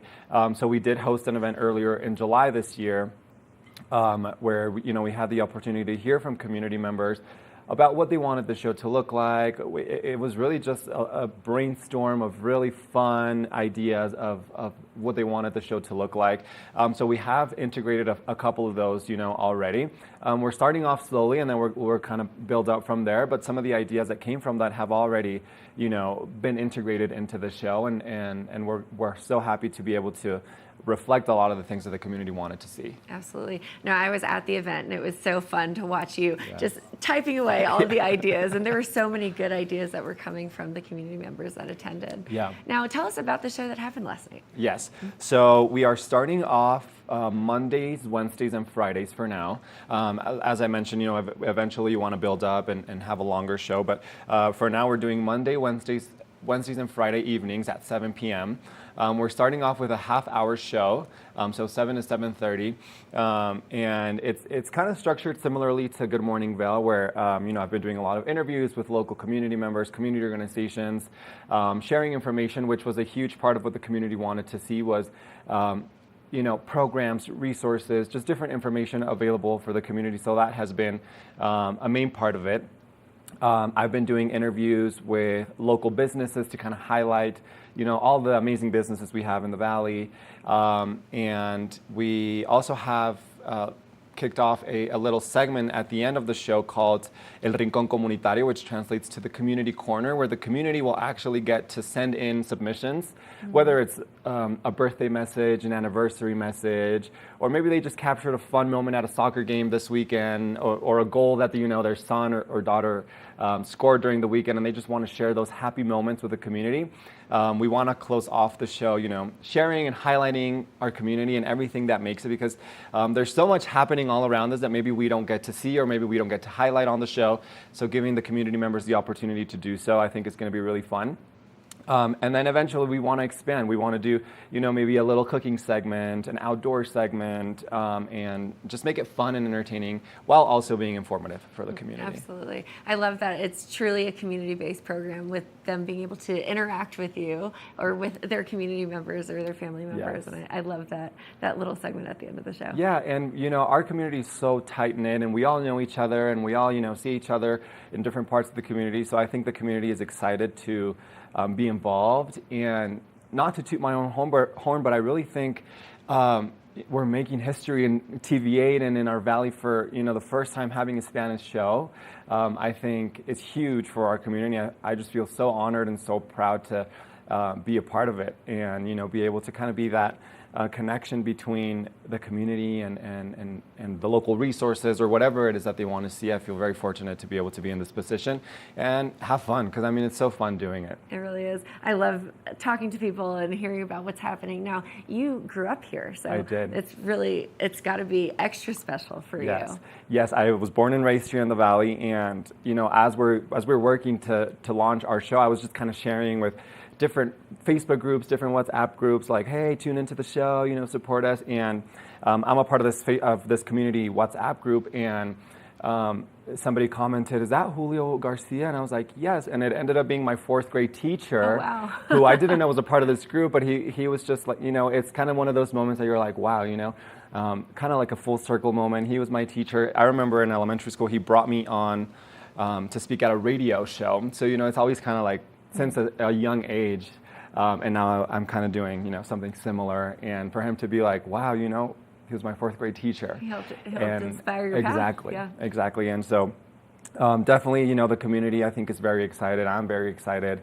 And it's going to be a blast, I think. You're probably just a wealth of knowledge because you grew up here and you were born here, and you really just want to display all the wonderful things that we have here in the Valley. Exactly. It's so nice, you know, having the opportunity to grow up here and getting to learn a little bit about everything that we have to offer, and now, you know, share some of that, you know, with our community that some of us, you know, don't know sometimes about what's going on, or there's always just new things happening. So, you know, I think that's going to be really helpful for the community to stay informed. And I mean, I'm already learning a lot too, you know, not only growing up here, but now I'm like finding out all about this new information too. So I think for me, it's also been a huge learning opportunity. Well, that's what I love doing the show, is we've learned so much about what's happening in the community, which you may not get access to on your day-to-day basis. Exactly. And I think I love that, you know, from a Spanish programming perspective, from a Good Morning Vail programming perspective, we're just trying to tell everybody what is happening here in our valley. So it's really great. Stay informed, you know, make it entertaining, make it fun, make it relevant. I think that's our goal at the end of the day, and really elevate the voices of our Latino community. So I think we're off to a great start, and I think it'll only grow and get better from here. And I'm super thankful for the community that they received it with such open hearts. And a lot of this is new for a lot of people. As I mentioned, we've never had a Spanish show before here in the Vail Valley, really. So it's been tough, you know, to try to get the word out there and stuff. But the community has been so receptive and so supportive. So I think it's only going to go up from here. Well, can you give us a little teaser of the next episode? Yes, we're gonna be speaking to one of our local businesses here. She was actually on Good Morning Vail a few weeks ago. I also did that interview in English. She does alternative medicine, meditation, and Reiki, which I think for our Latino community, it's just another way, a different perspective to, you know, really connect to ourselves and heal and just be in touch with our inner self. So we're going to have a little bit of that, and we're also going to be talking with a nonprofit organization who does a lot of like social justice and activism around the Latino community, and they're hosting an event in Aspen this weekend, which is open to the public. So we're going to get to hear a little bit about that as well. So lots of exciting stuff coming up on Conexión Latina, so hopefully everyone will tune in. And then your next episode is on Friday after that. So you got Monday, Wednesday, Friday. Monday, Wednesday, Friday. 7 p.m. 7 p.m. And then with a replay at 7:30. So we really have an hour block, 7 to 8. So we do the show 7 to 7:30, and then we do a replay from 7:30 to 8 in case folks missed the first half hour. They're able to rewatch it on the replay. That's great. And just really getting the word out there and the information out there and building the community. That's great. So where can we go for more information? Anything else that you want to tell everyone? Everyone can tune in similarly as we do for Good Morning Vail. We're on channel 92, tv8vail.com. We also have our social media pages, which are Facebook and Instagram. They can just find us at TV8 Conexión Latina. I'm always sharing information there. You can find out who our guests are going to be. I'm always shooting behind the scenes footage, so I like to make it interactive and for folks to have something to watch all the time on social media as well. You are always so busy, and I know I always see you at the end of this show. We always say hello in the hallway, so I can imagine just all the exciting pieces that you're working on. It's all coming together, and I think we've been able to do it a lot sooner than we thought. We were originally planning for fall, and we're only late August, so the fact that we were able to pull something together so fast, I think, is really great. It's really just groundbreaking. It's going to go up from here. Yes. Absolutely. Well, Julio, thank you so much for coming on my show this morning. Yes. I love having you here, and always a joy to see you. Thank you so much. I appreciate it, Kim. Absolutely. Now, stay tuned. We have just a little bit left in this morning's edition of Good Morning Vail. We'll be right back after this. Go refill that coffee cup, and I'll see you shortly. Good morning, Vail.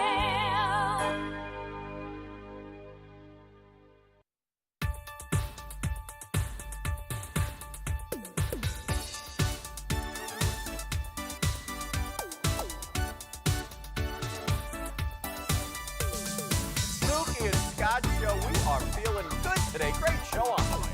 Absolutely. Welcome to our show. I'm Suki. I'm Scott. And we are feeling good today. You know why? Because we had a great show.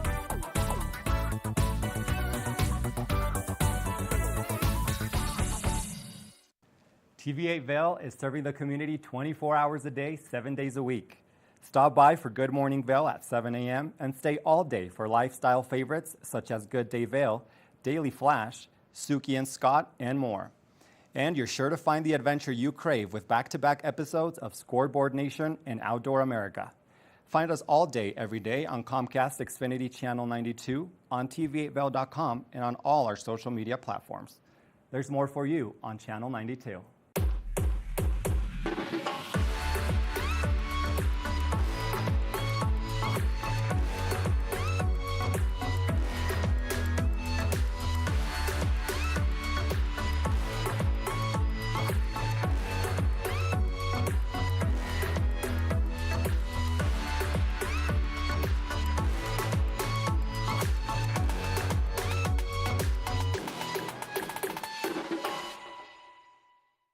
Here at Sun and Ski Sports, we are all about having the best summer adventures. Our full-service bike shop is here to help you get back on the saddle with services ranging from simple tire changes, full bike overhauls, and rentals. If trail running, hiking, or trips to the lake are your thing, our expert staff will fit you in the best performing footwear or clothing. And don't forget about a relaxing day on the water with our stand-up paddleboard rentals. Call Sun and Ski Sports in Avon or Dillon today, or learn more at sunandski.com/CO. Join us in exploring the everyday lives of community members here in the Vail Valley. Hear their inspiring stories of how they came here, their contributions to our community, and why they chose to call this place home. We want you to be one of our neighbors. If you would like to be featured or nominate someone to be featured, please send an email to Danielle@tv8vail.com. We look forward to featuring your story right here on TV8.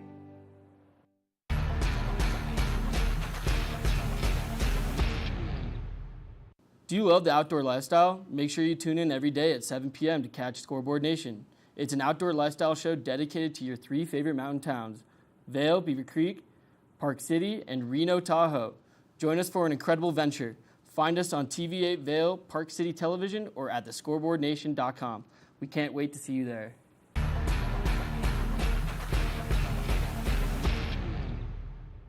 Good morning, Vail.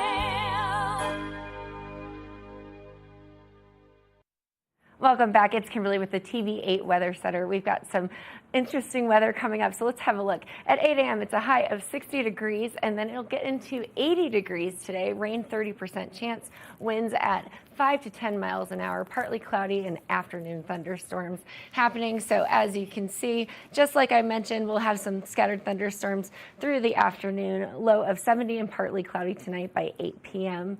Moving on, you can see that it is going to be hot across the I-70 corridor. Denver, 96 degrees. Vail, 80. Eagle, 86. Avon, 82. 30% chance of rain here in Eagle County, and it will be partially cloudy all throughout. Moving on to the next stage of this weather, it's going to be 52 degrees tonight, rain 10% chance, and then winds 5 to 10 miles per hour. That's sunset at 7:54 p.m. Thunderstorms for the next 4 days, so pack appropriately, grab those umbrellas, but it looks like we've got some cooler temperatures with a high of 78 degrees on Thursday. Moving into the weekend, rain all weekend long and a little bit more rain on Saturday, 70% chance of rain. So very exciting things happened on today's show. We talked to so many different things with the new docuseries, God, Family, and Football. We had Claire Noble here, and then Julio Garcia with our exciting new Spanish programming every Monday, Wednesday, and Friday. Be sure to tune in. I'll see you tomorrow. Good morning, Vail. See what lies in store for you. There's so many things to see and do. Summer, winter, spring, or fall. Your home in the Rockies has it all. So get up, get ready to start your day. The coffee's brewing, you're on your way. The fun is waiting outside your door. Good morning, Vail. Are you looking